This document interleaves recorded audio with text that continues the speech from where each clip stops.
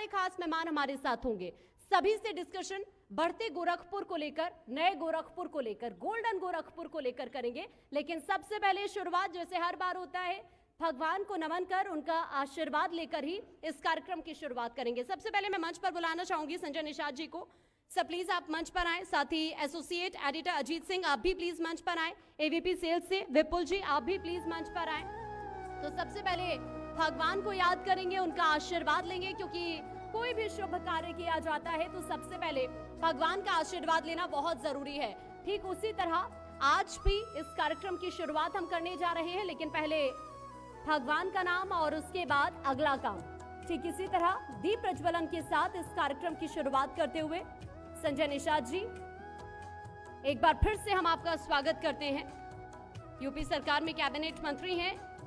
आज अब दीप प्रज्वलन के साथ हम जब आगे बढ़ेंगे अपने कार्यक्रम में, तो आप संजय निषाद जी से जो सवालों के जवाब जानना चाहते हैं, वही सवाल हम संजय निषाद जी से करेंगे एक खास पैनल के जरिए। चाहे वो उत्तर प्रदेश की राजनीति हो या फिर जो विभाग उनके पास है, उनसे जुड़े कई सारे सवाल। 2024 नजदीक है, घोसी का उपचुनाव है, तो बहुत सारी ऐसी चीजें हैं जो उनसे डिस्कशन करने की हम कोशिश करेंगे। अजीत, आप प्लीज मंच पर ही रहें और संजय निषाद जी आप भी प्लीज मंच पर ही रहें, क्योंकि अब हम अपने अगले पैनल की तरफ, जो कि संजय निषाद जी के साथ होगा, कार्यक्रम की शुरुआत करेंगे। और उसके बाद अलग अलग जगत से जुड़े कुछ खास मेहमान हमारे साथ यहाँ मंच पर होंगे। उनसे भी इसी तरह बढ़ते गोरखपुर को लेकर, सजते गोरखपुर को लेकर ही सवाल जवाबों का जो सिलसिला है वो शुरू करेंगे। और अब पैनल की शुरुआत करते हैं। Over to you Ajit. बहुत बहुत शुक्रिया आकांक्षा। और संजय निषाद जी कैबिनेट मंत्री हैं, उत्तर प्रदेश शासन के मत्स्य मंत्री भी हैं, तो आपका बहुत बहुत स्वागत है। सर, पहला सवाल तो पॉलिटिकल, क्योंकि गोरखपुर में है, गोरक्षा पीठ गोरखनाथ की धरती है और कई सारी जो विशेषता हमारे सहयोगी आकांक्षा ने बताया। घोसी से आ रहे हैं आप, घोसी में क्या तासीर है, क्या लगता है? क्योंकि अखिलेश यादव तो चिट्ठी भी लिख दी है कि मतदाताओं को डराया जा रहा, धमकाया जा रहा, क्या लगता है आपको? और घोसी का नाम ही घोसी है, और उसी से पता चल सकता है कि कितने संख्या किसकी है। और जिस जगह पर धर्म परिवर्तित हुआ हो, तो वहाँ जिसके सामने तलवार के बदौलत धर्म परिवर्तित हुआ हो, और 1150 बरस से त्यौहार जो मनाया जाता था, और वो त्यौहार नहीं, वो तलवार के बदौलत तलवार का प्रदर्शन होता था, तो हमारी सरकार आने के बाद वो तलवार का प्रदर्शन बंद हो गया। तो जो लोग तलवार से भयभीत हुआ करते थे, वो सारे लोग आज हमारे साथ हैं, और तलवार का साथ देने वाले उनके साथ हैं। तो लगभग 70% लोग हमारे साथ हैं और 30% लोग उधर हैं, इसलिए जीत वहाँ सुनिश्चित है। घोसी की जनता किसी उपचुनाव में अखिलेश यादव को आपने नहीं देखा होगा, मैनपुरी को अगर छोड़ दिया जाए जहां उनकी पत्नी डिंपल यादव लड़ रही थी, वो रामपुर नहीं गए, वो आजमगढ़ नहीं गए। ऐसा क्या हो गया कि मऊ में बिल्कुल घोसी में आमने सामने हैं आप लोग लगातार? शिवपाल सिंह यादव, अखिलेश यादव, उनकी पूरी पार्टी यानी दारा सिंह वर्सेज सुधाकर सिंह का जो है वो बीजेपी गठबंधन यानी एनडीए वर्सेज समाजवादी हो गया है। देखिए, वो भेदभाव वाली पार्टी है। 2018 में उनके साथ था, लगभग 11 महीने रहा। तो जिस तरीके से मैनपुरी में उतरे, गली गली गए, तो अगर वो पार्टी के पदाधिकारी और पार्टी का कोई कैंडिडेट लड़ रहा हो, पार्टी लड़ती, तो उन्हें गली गली उतरना चाहिए था। तो गली गली इसलिए नहीं उतर पाए वहाँ कि वहाँ हर गली में लोग उनसे जवाब मांगने के लिए तैयार थे, और इसीलिए गली में नहीं उतरे। चूँकि मैनपुरी एक ऐसी जगह है जो उनकी संख्या अधिक है, और उन्होंने अपने 30 साल के कार्यकाल में काम किया, और बाकी अपने 30 साल के कार्यकाल में घोषणा क्या कुछ आपको किया। ये लग रहा है कि सीरियसली नहीं ले रहे हैं अखिलेश यादव इस चुनाव को? विधानसभा चुनाव के परिणाम तो देख लिए हमने, फिर उसके बाद मेयर का चुनाव भी देख लिया, अब घोसी सीट पर चुनाव। देखिए, उनके जो परिणाम, जो उनकी सोच है, वो दूसरे के हाथों में है। रिमोट जो है वो जो ऐसे घुमाते, जो भाड़े के पहलवान गए समाजवादी पार्टी में, अभी जैसे ही उतरेंगे नीचे जाएंगे तो तुरंत पूछेंगे, भाई रामायण लिखने वाले और रामायण के आधार पर निषाद राज के वंशज भगवान राम के आत्माल सखा निषाद राज गोराज महाराज का किला मिला हो, और वहाँ 56 फुट की मूर्ति लगी है, वो पर्यटक स्थल घोषित है, जंगल से मंगल है, और वहाँ आज के दिन में दुनिया के लोग जाते हैं, उसको स्वर्ग भूमि कहते हैं। और उस रामायण के खिलाफ जब आप आवाज़ उठवा रहे हैं मौर्य जी से, तो हमारा वो समुदाय वहाँ लगभग 65,000 वोट नहीं में तो रहा। ये सिर्फ आपको ये लगता है क्या कि सुर्खियां बटोरने के लिए करते हैं स्वामी प्रसाद मौर्य? क्योंकि अखिलेश यादव चुप रहते हैं। पहले आप रामचरितमानस को लेकर देख लीजिए, हिंदू धर्म को लेकर बोलते हैं तो पार्टी कह देती है उनका निजी बयान है। या तो अखिलेश यादव अपना स्टैंड क्लियर करें, या फिर ये भी क्लियर करें कि आप उनके साथ हैं या नहीं है, क्योंकि एक्शन भी नहीं लेते वो स्वामी प्रसाद मौर्य पर। देखिए, किसी भी गाड़ी में बैठे हुए सवारी का कोई दोष नहीं, ड्राइवर की जिम्मेदारी बनती है। समाजवादी पार्टी के ड्राइवर अखिलेश जी, अगर उनके साथ बैठे हुए लोग जो कुछ बोलते हैं तो सारी लाइबिलिटी उनके पास जाती है, उनको उसका स्टैंड देना चाहिए। अगर नहीं बोल रहे तो इसका मतलब वो उनकी आवाज़ है, अखिलेश जी की आवाज़ उसी है। में इसका असर पड़ रहा है, जो आकांक्षा कह रहे हैं कि निश्चित रूप से रामचरितमानस। उनके लोग भी मान रहे हैं, जो समाजवादी पार्टी के समर्थक यादव भाई हैं वो भी मान रहे हैं कि ये जो स्वामी प्रसाद जी हैं वो बयान नहीं दे रहे हैं, बल्कि बयाना लिए हुए हैं कि समाजवादी पार्टी को समाजवादी पार्टी की तरफ जा रही है। क्योंकि अब तो उनके कहने से यादव को भी प्रश्न चिन्ह लग गया कि वो यदुवंशी हैं कि नहीं हैं। अगर यदुवंशी हैं तो उन्हें जिस तरीके से बयान दे रहे हैं उसका समर्थन उनके लोग खुद ही उनका साथ छोड़ आज रहे हैं। अखिलेश यादव ने एक लंबी चौड़ी चिट्ठी लिखी है घोसी के मतदाताओं को, उसमें आपकी पार्टी पर, पूरे गठबंधन पर कई सारे आरोप लगाए हैं और ये कहा है कि डरिए मत, आइए बाहर मतदाता और वोट दीजिए, क्योंकि ये पीडीए और जो उनका इंडिया है वर्सेस एनडीए की लड़ाई है। तो आपको लगता नहीं कि मऊ का जो घोसी का चुनाव, उसमें अखिलेश यादव ने यह भी कहा है कि इस चुनाव के माध्यम से बीजेपी एक बड़ा मैसेज देना चाहती है 2024 के लिए? इसे ही समझ सकते हैं कि समाजवादी पार्टी कहाँ है, कि पहले माननीय मुलायम सिंह थे तो अकेले लड़ते थे, उनको किसी भी पार्टी की जरूरत नहीं पड़ती थी। अगर जरूरत पड़ी तो उन्होंने भारतीय जनता पार्टी के सहयोग लेकर सरकार बनाई थी और मुख्यमंत्री बने थे। और आज अखिलेश जी को पीडीए कहेंगे, एनडीए के साथ जाना पड़ रहा, जो कांग्रेस का पाप। मैं तो ये चाह रहा हूँ ना, इसीलिए तो कह रहा हूँ कि बयाना लिए हुए लोग हैं कि जब 2017 में कांग्रेस के साथ आई समाजवादी पार्टी तो कांग्रेस का जितना पाप था वो इनके साथ आ गया और डबल पाप हो गया दोनों लोगों का।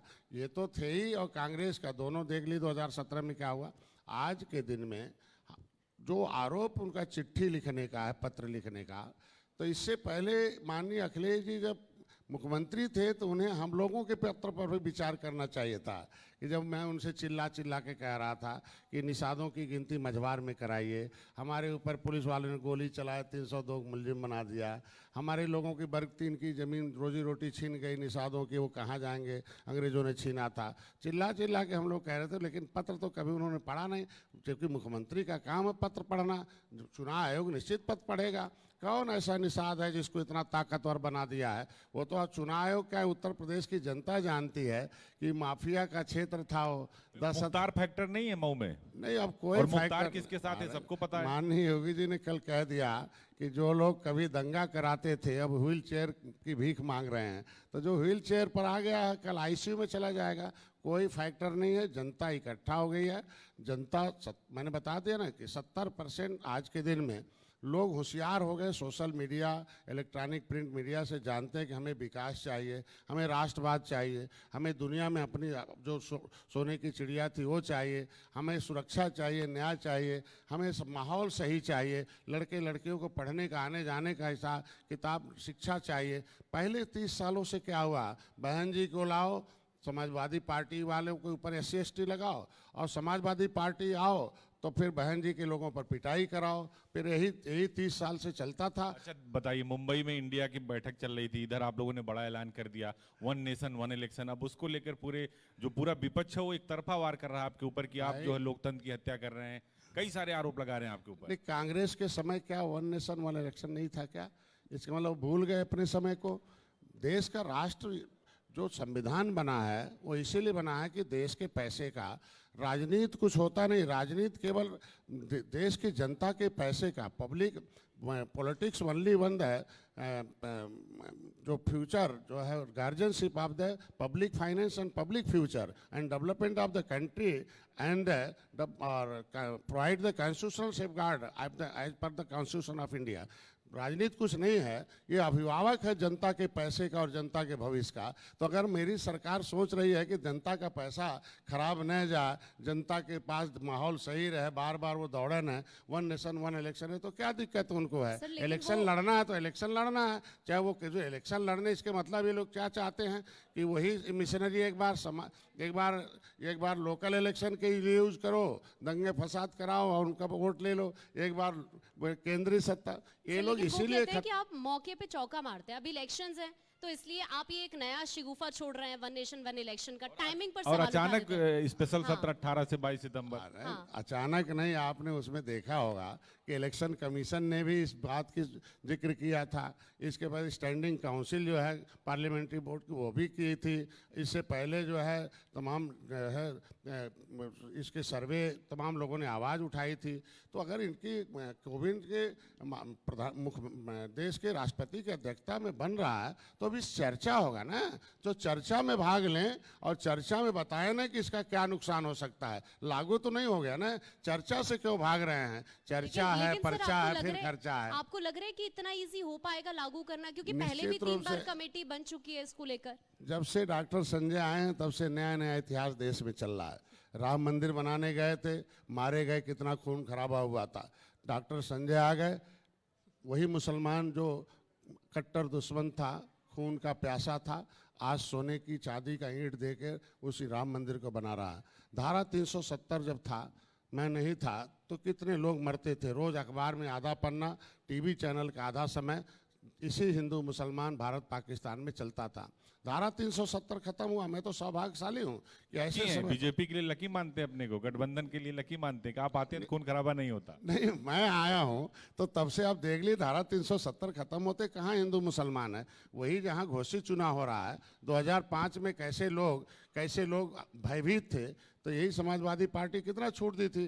तो हमारे मान लीजिए माननीय योगी आदित्यनाथ जो जाकर उनके सुरक्षा दिए, उनके साथ खड़ा रहे, तो कौन बड़े। तो मैं कह रहा हूँ धारा 370 खत्म होते दुनिया के लोग कहते हैं कि शांति आई है। ये जो है जो बीमारी थी आपस में, इसी देश के लोग मुसलमान बने, इसी देश के लोग हिंदू हैं, इसी देश के लोग भारतीय, आपस में लड़ने की जो व्यवस्था बना थी उसको ख़त्म कर दिया। भाई क्यों नहीं ख़त्म होगा? देश आज़ाद हुआ तो हमारा कश्मीर भी आज़ाद होना चाहिए ना। वन नेशन वन फ्लैग हो गया तो कौन सा अच्छा बात है। पहले झंडा फहराने के लिए गए थे और देखिए 70 नेता गए, 70 नेताओं की बलि हुई थी, और 70 साल बाद धारा 370 खत्म हो गया। इससे बड़ा क्या सौभाग्य हो सकता है इस देश का। जहां आपने निषाद राज की मूर्ति लगाई, ताली बजा दीजिए जोरदार, देखिए क्या बात कही है। जहां आप निषाद राज की मूर्ति लगा रहे हैं, उसको पर्यटन स्थल बना रहे हैं प्रयागराज में, अब ये बात चर्चा आ रही है कि वहीं से प्रियंका गांधी चुनाव लड़ने वाली, सर्वे हो रहा है।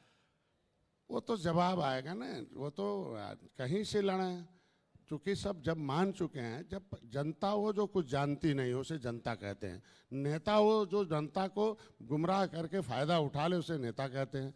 लेकिन जो लड़ाई लड़े जनता के लिए, जो इन षड्यंत्रकारियों के खिलाफ षड्यंत्र को समझ जाए, उसको लड़ाई लड़कर उनको जनता को खड़ा करके उनका हिस्सा दिलाए, उसे नेतृत्वकर्ता कहते हैं। अब हमारे जैसे हजारों नेतृत्वकर्ता देश में पैदा हो गए हैं। छात्र, जाति, देश, धर्म, क्षेत्रवाद पर उन लोगों ने इतना भेदभाव किया है कि इतना धोखा दिया है कि वो सारे लोग संगठन बनाते रहे, और संगठन की आवाज़ जैसे होती थी कांग्रेस सपा बसपा उसे कुचलती थी।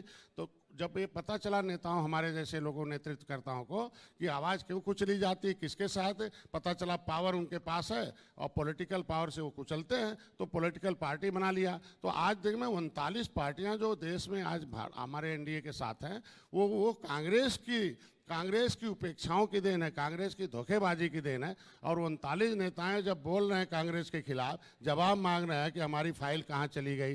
देश को आज़ाद कराने वाले criminal tribes act inquiry committee की रिपोर्ट के आधार पर 578 जातियों ने क्रिमिनल कास्ट घोषित किया था, उजड़े हैं। 193 जातियाँ उत्तर प्रदेश में हैं। वो criminal tribes act inquiry committee की रिपोर्ट जो देश को आज़ाद कराया हो, संविधान बनाया हो और संविधान के मुताबिक क्रिमिनल कास्ट की रिपोर्ट आई हो, ऐसे जातियों के साथ भेदभाव किया हो। आपने अभी बहुत बड़ा सम्मेलन किया गोरखपुर में, अपनी पार्टी का स्थापना दिवस मनाया, बड़े बड़े नेताओं को आपने बुलाया, एक शक्ति प्रदर्शन किया। लेकिन इसके पहले आप हमेशा कहते थे कि हमारे समाज के लोग पावर नहीं जानते, वो पौआ के चक्कर में पड़े रहते हैं। अब बदलाव हो गया है। वो शक्ति नहीं था, भक्ति है निषाद राज की। और उस दिन निषाद राज के किले से मिट्टी लाई गई थी और लोगों के अंदर दिया गया है कि कभी भगवान राम त्रेता में गए थे और निषाद राज को गले लगाया था। और तब रावण राज खत्म हुआ था, शांति हुआ था, और भगवान राम ने रात्रि विश्राम किया था वहाँ, और रात्रि विश्राम किया और वहाँ सुबह गंगा पार कराया था और सेना दे के रावण राज खत्म किया। और उस किले पर जहाँ कभी जय निषाद राज का झंडा जब फहरता था, और अयोध्या में जो है, यहाँ जब कभी अयोध्या में जय श्री राम का झंडा था, तब सोने की चिड़िया और सुख का राज था, तब राम राज कहते रहे। लेकिन वो जहाँ भगवान राम सोए हो, रात्रि विश्राम की हो, उनके सीने पर आज मस्जिद बनी हो, हरे रंग का झंडा लगा हुआ है। तो हमारे लोगों ने तय किया है कि अब हरे रंग का झंडा वहाँ से हटना चाहिए। जिस तरीके से भगवान राम का जो धर्म कहाँ की बात कर रहे हैं? बाबरी मस्जिद हट गई तो हम ज्ञानव्यापी या मथुरा, कहाँ की बात कर रहे हैं? मैं कहता हूं कि आज के दिन में, मैंने उस दिन लोग आए थे हमारे वजह से, तो मैंने उनके सामने रखा भाई कि भारतीय जनता पार्टी की सेना मिली, सबको लिया, और कभी भगवान राम के जन्म स्थल पर बाबरी मस्जिद थी, उसे हटाया और वहाँ से हरे रंग का झंडा हट गया और जय श्री राम का झंडा लहर रहा है। और भगवान राम और निषाद राज कहाँ का हटाना चाह रहे हैं? यही बात मैं तो कहता हूं- ओवैसी कह रहे हैं, यही बात अखिलेश यादव कह रहे हैं, मायावती तक बोल रहे हैं कि बीजेपी और उनका जो गठबंधन है वो धर्म की राजनीति कर रहे हैं, पोलराइजेशन कर रहे हैं। आप सिर्फ मंदिर और मस्जिद की बात करके डराते हैं उनको, तो क्या ये ज्ञानव्यापी की अरे बात हो हम रही है? कह रहे हैं कि हमारी विरासत हिरासत में है, तो कौन ऐसा बेटा होगा जो अपने बाप की विरासत को नहीं छुड़ाएगा? अगर निषाद राज का खून असली निषादों के अंदर है, और इन पार्टियों और इन विदेशी ताकतों का, जैसे हमें केवट मल्ला बिंद कश्यप कहार रैकवार बाथम तुरैहत फुलवट चाहिए 578 जातियों में बांट दिया और नीचे कर दिया। और निषाद राज के किले जाने पर हमारा दिमाग, हमारी सोच ऊपर होती है, और किले के बगल में ही, किले पर ही मस्जिद बनी हुई है। तो मेरे लोग हमेशा कहते हैं उजाड़ के फेंक देते हैं, हमें परमिशन दीजिए। तो अब कहीं कभी 10,000 जाते थे, अब लाखों हैं, कभी करोड़ों में आएंगे। हमारी संख्या 14% 18% है। तो अगर आराम से मैं कहा सरकार से कि संवैधानिक तरीके से उस मस्जिद को, जैसे संवैधानिक तरीके से अयोध्या से अगर बाबरी मस्जिद हटी, राम मंदिर बन रहा, तो उनके हाथ बाल सखा निषाद राज के किले के लिए 20 करोड़ 38 लाख रुपए अगर सरकार ने दिया है, तो सरकार की जिम्मेदारी बनती है। तैयारी आप लोगों की निश्चित पूरी रूप है। से वो अयोध्या, काशी, मथुरा, प्रयागराज भी। मस्जिद हटेगा, वहां से हरा रंग का झंडा हटेगा और निषाद राज का किला बनेगा। अपने आप ये निषाद ऊपर आ जाएगा, छोटा काम छोड़कर हमेशा राजनीति करेगा। सर, अब 2024 के इलेक्शन की भी बात करते हैं, क्योंकि आपने तो ऐलान ही कर दिया कि हम अपने सिंबल पर लड़ने वाले हैं। निषाद पार्टी की हिस्सेदारी कितनी रहने वाली है? देखिए, हमारा ये भोजन भरी थाली है, और ये जो पिछली सरकारों ने इस थाली को खाली कर दिया था, अब कोरोना में पता चला कि कितने लोग की भोजन भरी थाली, मतलब थाली में खाली है। और हमारी सरकार ने कितना 80 करोड़ लोगों को आज उस थाली, खाली थाली में भोजन हमारे मोदी जी दे रहे हैं। ये कितना, आज के अंग्रेजों मुगलों ने तो उजाड़ा ही था। 70 साल में हमें 80 करोड़ लोगों को भोजन देना पड़े, ये बहुत शर्म की बात है। हम लोग आज पहली बार 70 साल में कि 14% के आसपास गरीबी घटी है। मैं नहीं कहता हूँ, इंटरनेशनल सर्वे रिपोर्ट है। तो हम लोग सौभाग्यशाली हैं कि 70 साल में हम, अभी 9 साल हुआ, 9 साल बेमिसाल है कि पूरे हम लोग जब से आए, मोदी जी आए हैं, तो पहली बार है कि गरीबी हमेशा बढ़ रही थी, अब गरीबी 14% एक घटना। रिपोर्ट भी आई है उत्तर प्रदेश की, जिसमें कहा जा रहा था कि पहले 1,90,000 लोग इनकम टैक्स जमा करते थे, अब 11,92,000 लोग हो गए। तो जीडीपी भी बढ़ी। क्या लगता है आपको कि $1 ट्रिलियन इकोनॉमी जो उत्तर प्रदेश हिस्सेदारी देना चाहता है, $5 ट्रिलियन की इकोनॉमी, उसमें उत्तर प्रदेश का कितना रोल है? क्योंकि आप सीएम सिटी से आते हैं, मुख्यमंत्री योगी आदित्यनाथ का ये शहर है, गोरक्षा पीठ, तो आपको लगता नहीं कि डेवलपमेंट कहाँ है? क्योंकि विकास को लेकर भी कई बार जब आप ग्लोबल इन्वेस्टर समिट करते हैं, आर्थिक मोर्चे पर विदेश भी गए, आप भी उस टीम में शामिल थे, तो कहाँ पर खड़ा उत्तर प्रदेश? देखिए, उत्तर प्रदेश इस भारत का दिल है, और उत्तर प्रदेश से ही दिल्ली की सत्ता चलती है। उसका दिल्ली की सत्ता की सीढ़ी उत्तर प्रदेश से है। तो उत्तर प्रदेश एक विकास के मॉडल में जा रहा है। जैसे कोरोना का मॉडल उत्तर प्रदेश में पेश हुआ तो दूसरे प्रदेश में पेश हुआ, तो उसी तरीके से माननीय मुख्यमंत्री जी को मैं धन्यवाद दूंगा, योगी आदित्यनाथ को, कि मच्छेंद्रनाथ की, इस गुरु गोरक्षनाथ की पावन धरती पर हम लोगों ने, यहाँ से बहादुर सिंह भी मुख्यमंत्री हुए थे और माननीय योगी आदित्यनाथ जी मुख्यमंत्री हुए थे। लेकिन दोनों में बहुत अंतर था। वो कांग्रेस के हाथों में उतनी ही देर काम कर पाए वीर बहादुर सिंह, उसके बाद क्या किया कांग्रेस ने, उसको सब दुनिया जानती है। इसकी वजह से उत्तर प्रदेश से कांग्रेस का सफाया हो गया, क्योंकि वो उत्तर प्रदेश के लोगों को मुख्यमंत्री नहीं देखना चाहती है। वो कांग्रेस वो चाहती है बाहर से कोई आए, काम करे। तो आज माननीय योगी आदित्यनाथ जब आए, तो किस तरीके से विकास, गोरखपुर के साथ साथ पूरे प्रदेश का विकास है और हर क्षेत्र का विकास है। यही सड़कें हैं, पहले हमें गोरखपुर से जाने में कितना टाइम लगता था, दिल्ली जाने में कितना टाइम लगता था, चारों तरफ जाने में, बनारस जाने में कितना टाइम लगता था। तो हम एयरवेज, रेलवेज, रोडवेज, ये तीनों हमने इंफ्रास्ट्रक्चर। सर आप ज्यादा अच्छे से बता पाएंगे, क्योंकि अभी जैसे अजीत ने भी जिक्र किया कि आप तो खुद ही गोरखपुर से हैं। अभी अखिलेश यादव कह रहे थे कि गोरखपुर के तो हर गली मोहल्ले में पानी भरा रहता है। इसकी हकीकत मुझे लग रहा है पहले के मुकाबले और अब के मुकाबले जो गोरखपुर है वो आप ज्यादा बता पाएंगे। देखिए 70 साल बड़ा लंबा इतिहास होता है, और किसी को 70 साल तक गड्ढे में बसा दिया गया हो, कोई योजना न बनाई गई हो उसके लिए। ये योजना आयोग, नीति आयोग क्या कर रहा था? ये नीति आयोग क्या कर रहा था पहले? क्यों गरीबी बढ़ रही थी? ये कैसी योजना बना रहे थे? आज के दिन में हमारी योजना है, जैसे हम अपने आज के दिन में है कि गोरखपुर को आज निजात हुआ कि किसी भी तरीके से। इस बार देखिए पानी बरसा कहाँ था, किसी जब था पहले था, लेकिन अब योजनाएं में पंप लग गया है, नाली बन गई हैं, सब सड़कें बन गई। तो धीरे धीरे धीरे अब हो रहा है। जो 70 साल के 70 फुट गड्ढे को पाटने में थोड़ा समय लगता है, और उसको हम लोगों ने 9 साल में 6 साल में पाट कर दिखा दिया उत्तर प्रदेश को, तो बहुत बड़ी बात है। आप लगातार पाटते जा रहे हैं। 14 हरा दिया, 17 हरा दिया, 19 हरा दिया, 22 हरा दिया, अब 24 की बारी। 24 में देखिए आपके साथ ओम प्रकाश राजभर भी हैं। दारा सिंह चौहान को अपने सिटिंग एमएलए थे, उनको तोड़ के अपनी पार्टी में ले दिया। मायावती कह रही हैं कि हम अकेले चुनाव लड़ेंगे। तो कांग्रेस, समाजवादी पार्टी, उनके पास कोई बड़ा दल उत्तर प्रदेश में नहीं है। अगर बाहरी छोड़ दीजिए, ममता बनर्जी को छोड़ दीजिए, नीतीश कुमार, जो उनका इंडिया गठबंधन, तो उत्तर प्रदेश में कितना असर होगा? क्योंकि वो एक सीट एक कैंडिडेट का फार्मूला लाने जा रहे हैं। देखिए उत्तर प्रदेश में जब से मैं आया हूँ तब से मैंने सबके बारे में बताया कि ईवीएम जो होता है, E for employee, B for बिला, एम फॉर मनी, उस ईवीएम मशीन में जिसका बटन होता है उसके लोगों को नौकरी मिलती है, उसके लोगों का घर बनता, महल बनता है, उसके लोगों को पैसे पर कब्जा मिलता है। तो जिस तरीके से भेदभाव किया हाथी और साइकिल ने, कि पहले जो साइकिल बटन उसमें हुआ करता था, तो साइकिल बटन जब तक नहीं था तब तक उनकी माँ के कोख से चरवाह पैदा होते थे। मैं बधाई दूंगा political godfather of milkman Mulayam Singh हुए कि जिस समुदाय को लोग कांग्रेस ने उपेक्षित रखा, उन्होंने जगाया। लेकिन जब उन्होंने अपना साइकिल बटन लगा दिया उस ईवीएम मशीन में, तो आज देखो उनके माँ के कोख से कलम चलाने वाले, प्रदेश चलाने वाले, आज के दिन में डंडा बजाने वाले, हर एक कोई ऐसी सामाजिक, जब हार जाते हैं तो कहते हैं ईवीएम गड़बड़ हो गई। पूरा कर लेने दीजिए कि सामाजिक न्याय मंत्रालय कहता है कि वो साइकिल वाले जो उनके बेस वोट हैं, वो अपने वोट के चक्कर में सबकी नौकरी उनको दे दिया और अपनी संख्या से 100 गुना ज़्यादा है। और वही हाथी वालों का है कि हाथी वाले का बटन जब तक नहीं था तो कांग्रेस का बटन दबाते थे तो उनकी माँ के कोख से हरवा पैदा होते थे। अब हाकिम पैदा होते हैं, कोई ऐसा जगह नहीं होगा। लेकिन उस सवाल का जवाब आपने नहीं दिया जो आकांक्षा ने पूछा था कि क्या निषाद पार्टी अपने सिंबल पर लोकसभा का चुनाव वहीं आ रहा हूँ। इन्हीं लोगों ने जब political godfather of upper caste के नाम पर आए पंडित जवाहरलाल नेहरू, तो आप देख लो किस तरीके से विकास हुआ। तो अगर political godfather of fisherman doctor Sanjay को लोगों ने माना है और हमने उसमें मशीन में एक बटन लगा दिया, भोजन भरी थाली, तो पहली बार में एक विधायक, दोबारा हमारा 4 सदनों में वकील चाहिए। तो इंजीनियर प्रवीण निषाद दिल्ली में हो, भले भाजपा के सिंबल से, वकालत निषाद पार्टी, और मछुआ समुदाय, पिछड़े समुदाय, पिछड़ी जात धोखे, जिनको जो है आज के दिन शोषण हुआ।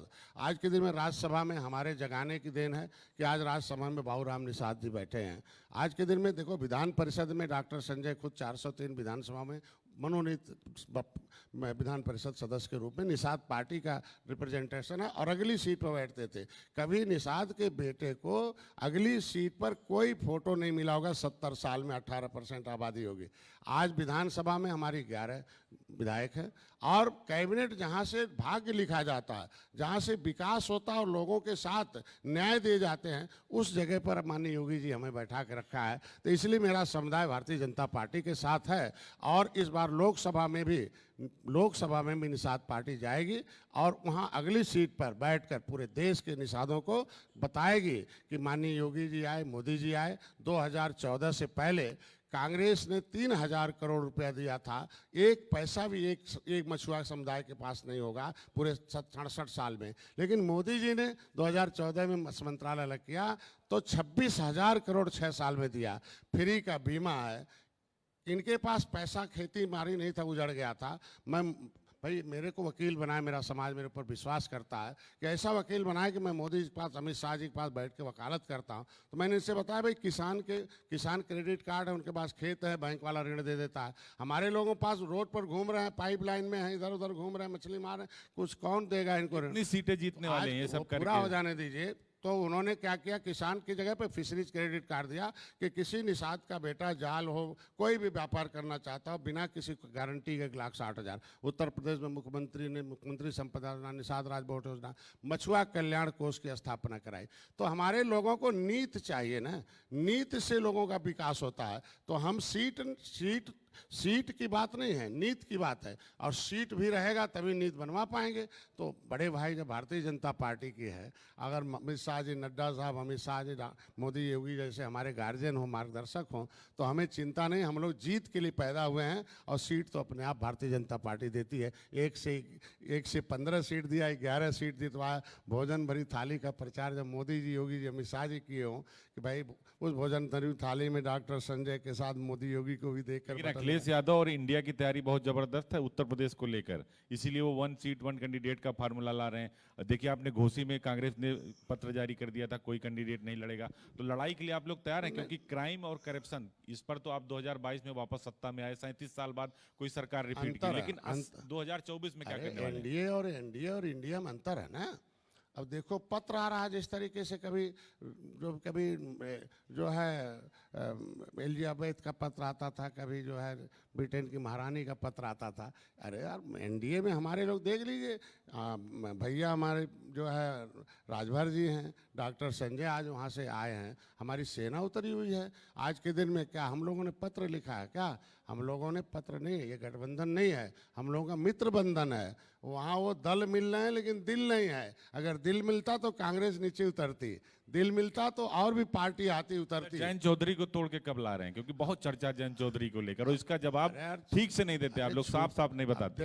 जयंत तो छूटे ही है ना, उधर तो छूटे ही हैं। अगर छूटे नहीं होते तो जयंत चौधरी जाते उपचुनाव में प्रचार करने वहाँ घोसी में, क्या दिखाई दिए क्या किसी दिन? एक को दिन किसी दिन उनकी सेना दिखाई दी?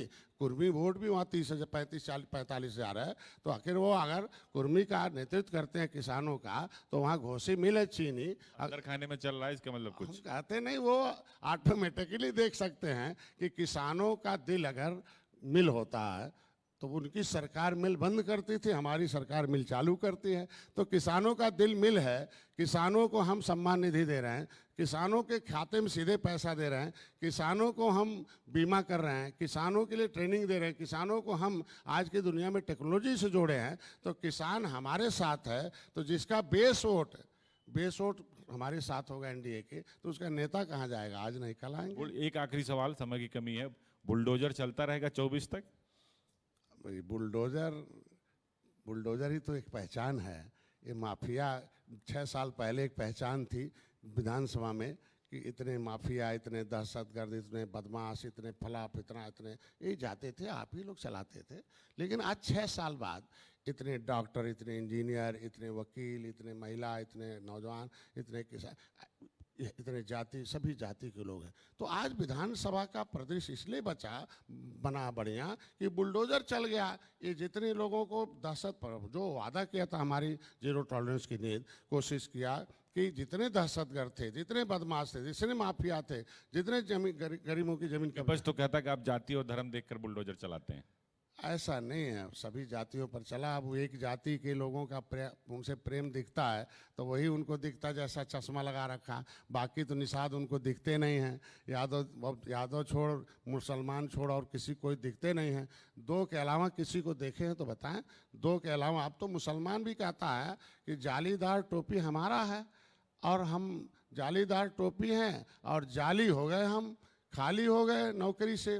19% वोट हमारा है, लेकिन हमारे लोग, सच्चर कमेटी की रिपोर्ट कहती मुसलमान ज़्यादा गरीब हैं। अनाज मोदी जी दे रहे हैं, अनाज योगी जी दे रहे हैं, मकान योगी जी मोदी जी बना रहे हैं, इलाज वो कर रहे हैं। तो ये जाली लोगों के साथ क्यों रहना? अब जालीदार टोपी वाले सपा को जाली कह रहे हैं। इसीलिए जिस बेग से मुसलमान उन्हें वोट दे रहा था, वो बेग खत्म हो गया, वो सोच बंद कर दिया है। वो कहता नहीं, मोदी जी बिना भेदभाव का सबको काम करते हैं, इसलिए मोदी जी के साथ रहना चाहिए। हम अपनी बात बता दें कि हम जाति के नाम की राजनीति भले किए हैं, क्योंकि जातियों को सताया है ना, जाति के नाम पर क्रिमिनल कास्ट घोषित किया था अंग्रेजों ने, हम लोगों को जाति के नाम उजाड़ा था, तो जातियों को बसाने के लिए 74 प्रकार की व्यवस्था दिया। तो कांग्रेस ठीक है धोखेबाज थी, लेकिन जब 2014 से 2004 से 2014 सपा बसपा के सहयोग से केंद्र में सरकार चल रही थी, तो हमारे आरक्षण के मुद्दे पर अगर बिशम्बर जी आवाज़ दिल्ली उठाते तो समाजवादी पार्टी क्यों विरोध करती है। हम कहते हो criminal tribes act inquiry committee की रिपोर्ट अगर हम लागू करने के लिए जाए,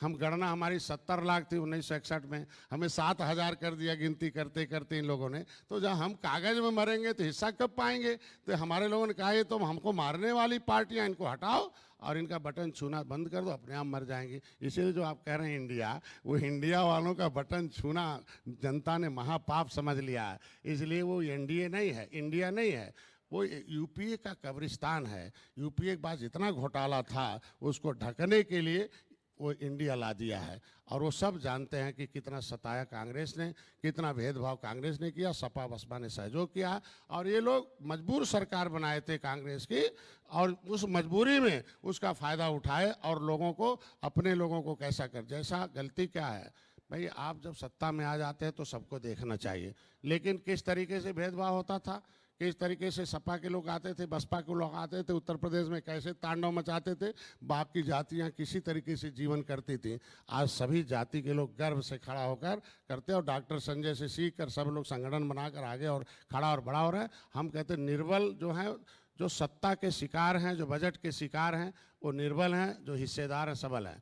तो बजट आज अगर मोदी जी योगी जी दे रहे हैं गरीबों के लिए, निषादों के लिए अलग से बजट दिया, जैसे गोरखपुर में है, आपने देखा होगा कि 100 एकड़ का हमारा एक जगह है और उसमें हम पार्क मतलब मंडी बनाने जा रहा हूँ। गोरखपुर यहाँ मैं बदल एक्वा गया है। पार्क, एशिया स्तर का फिश एक्वा पार्क बनाने जा रहा हूँ कि जिसमें दुनिया का हर एक सुविधा हो और उनका विकास उसके हिसाब से हो। मतलब इसको हम अंतर्राष्ट्रीय स्तर पर जोड़ना चाहता हूँ गोरखपुर को। तो अगर महाराज जी जोड़ रहे हैं तो उसमें कौन सी बड़ी बात है। उत्तर प्रदेश दुनिया के निगाहों में आ रहा है तो विपक्ष को रास नहीं आ रहा। बहुत बहुत शुक्रिया सर हमारे साथ बातचीत करने के लिए। और आपने एक बड़ी खबर दी कि इंडिया यूपीए का कब्रिस्तान है, तो आप इस पे भी देखिए विपक्ष सियासी चर्चा करेगा। और बहुत बहुत शुक्रिया हमारे साथ बेबाकी से बात करने के लिए। तो ये थे हमारे साथ डॉक्टर संजय निषाद जो उत्तर प्रदेश सरकार में कैबिनेट मंत्री हैं।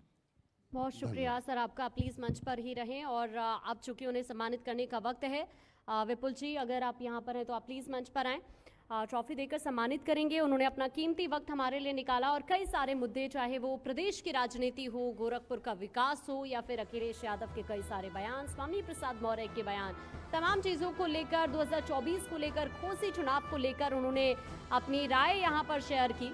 बहुत शुक्रिया आपका सर, आपने अपना कीमती वक्त हमारे लिए निकाला है।